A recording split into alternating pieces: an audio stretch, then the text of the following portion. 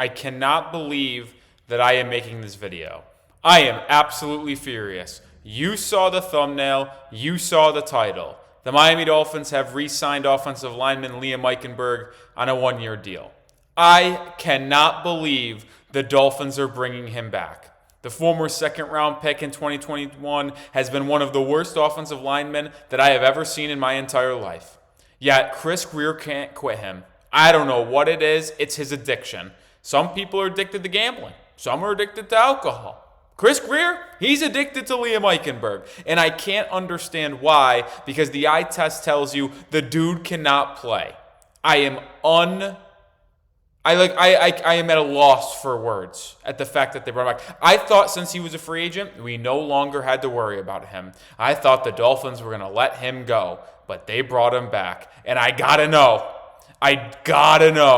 what is your one-word reaction to Liam Eichenberg being re-signed by the Miami Dolphins? This should be a good one in the comment section. Drop your one word. I'm not going to lie. When I got the Twitter notification, my one word, I cannot say on YouTube. I can't, but it starts with an F. Can't say it on this video, but it starts with an F. I'm just going to leave it there. I mean, seriously, guys, right when I thought we were getting somewhere with GRIER, going out, getting James Daniels, who fits this scheme, fits this offense so perfectly, they get Larry Borom, who I don't think he's good, but he's a solid depth piece. They go out and do this. I thought the Dolphins were having an average free agency. Was it going to be graded as an A-, A+? No. Was it going to be graded B+? No, probably not even that. But B, B-? Yeah, sure. But even though this could just be a vet min one-year deal for Liam Eichenberg, this automatically lowers my grades at best to a C+. I'm serious, and maybe this gets turned around with other moves made in free agency, but that's just how strongly I feel towards Liam Eichenberg. And anyone who tries to tell me that he's not as bad as people think he is, I just think are mistaken. I know PFF is not the end-all be-all, but he has never been good. In his rookie season, he started at left tackle. The only thing that I can say positively about him, you know what? I'll say something positive before I absolutely rip this move to shreds. The only positive thing about Liam Eichenberg, he knows the system, and he's versatile. And I do like versatility. That is something that has always been something I enjoy. I'd say preach that in life. I preach that in sports world. He is versatile. In his 4 seasons, he's played 4 different positions: left tackle, left guard, center, and right guard. So he is capable of playing every single position on the offensive line. He's capable of doing it. I didn't say he does it good. I mean, his rookie year, he played left tackle. He had a grade of 50.8, 57.9 run blocking, 56.9 pass blocking. He allowed 9 sacks as a rookie, was penalized 10 times, and allowed 45 hurries. He was one of the worst rookie offensive tackles the league has ever seen in 2021. So they try to change things around. Like Chris GRIER, we spent a high pick on him. 2nd-round pick. Listen, 42nd overall. We want to get this guy on the offensive line figured out. We'll move him inside the left guard his sophomore year. Even worse in the PFF grades. 39.8 overall, 42.5 run block, 39.6 pass block, 2 sacks allowed, 5 penalties, 18 hurries. Bad. And then they're like, you know what? We'll just have him as a depth piece in 2023. Well, due to Connor Williams getting hurt and missing the second half of the season, Liam Eichenberg was forced into a starting role in the back half of the year, playing 592 snaps at center. What were his PFF grades, you ask? 46.7 overall, 50.7 run block, 44.8 pass block, 4 sacks allowed, 13 hurries, 7 penalties. Just bad. Then this past season, full-time starting right guard. We know what the biggest need for the Miami Dolphins was coming into this offseason. It was interior offensive line because Robert Jones was terrible at left guard and Liam Eichenberg was even somehow worse at right guard. This is as simple as that. You got bad tackle play at right tackle once Austin Jackson went down. Left tackle was good when Armstead was on the field, but when Patrick Paul had to play, it was up and down. Aaron Brewer's a mainstay at center, but your interior offensive line was horrific. Eichenberg at right guard this season, 53.1 overall, 58.7 run block, 49.7 pass block, 2 sacks allowed, 9 penalties, 24 hurries. Come on, man. Are we seriously running him back again? We'll have more thoughts on this and the rest of free agency here in just a second, but make sure you do subscribe to the channel because I'm obviously going to cover every single signing the Miami Dolphins make or any move they make in free agency or the offseason, and I'm not going to hold back my opinions. Listen, some people might try to be positive and try to spin everything in a positive light out there on Twitter, social media, YouTube.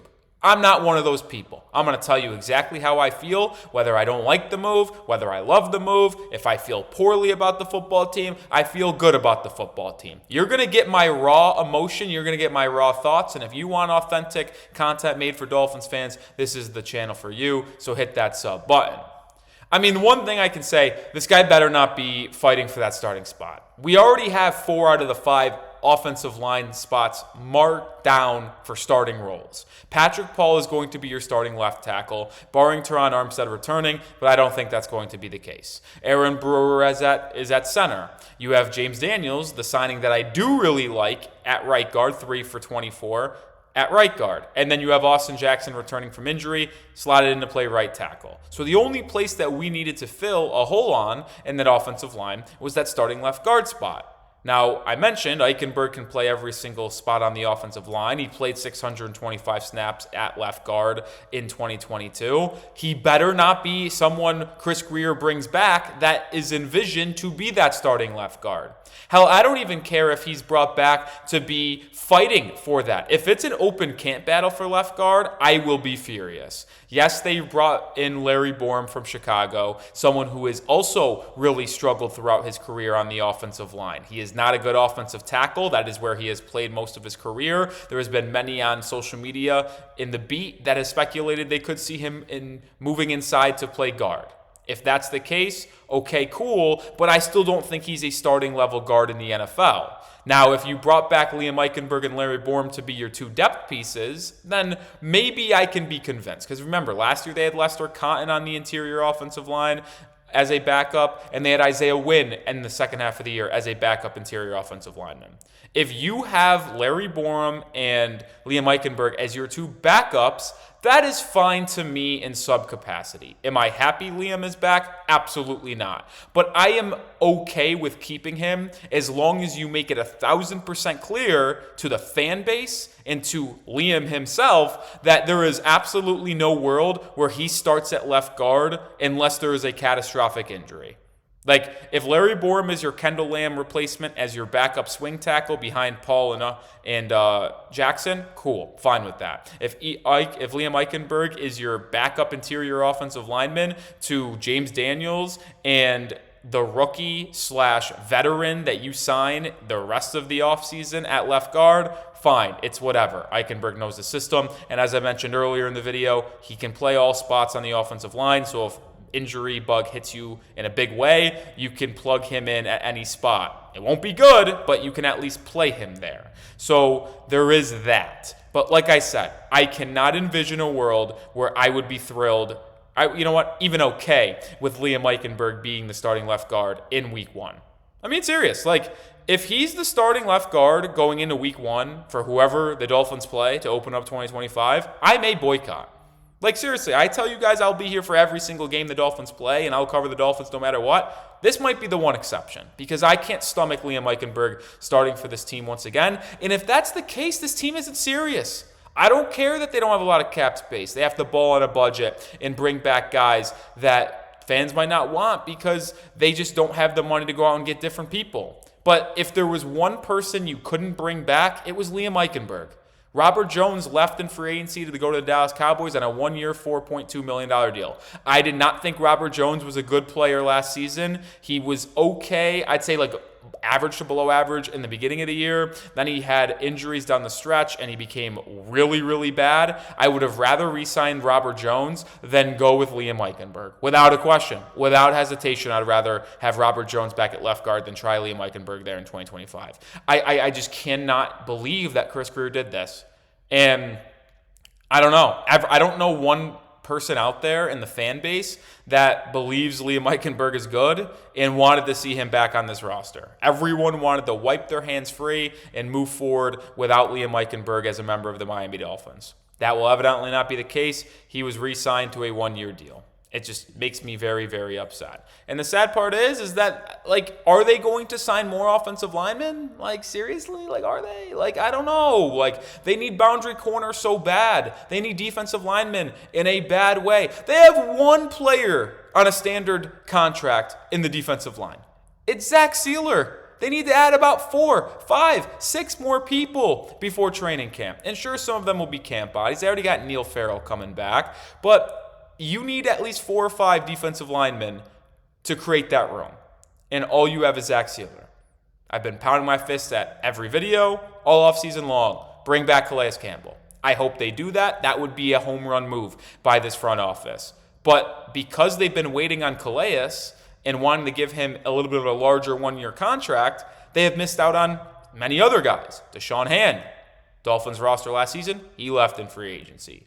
There's been other players, Greg Gaines, Live Onwuzurike, botch that name, as I always do. He signed somewhere else. Poona Ford, BJ Hill, they're getting these big contracts, but Miami has not addressed the defensive line whatsoever. And they still need help at corner. They need the true another starting safety as well.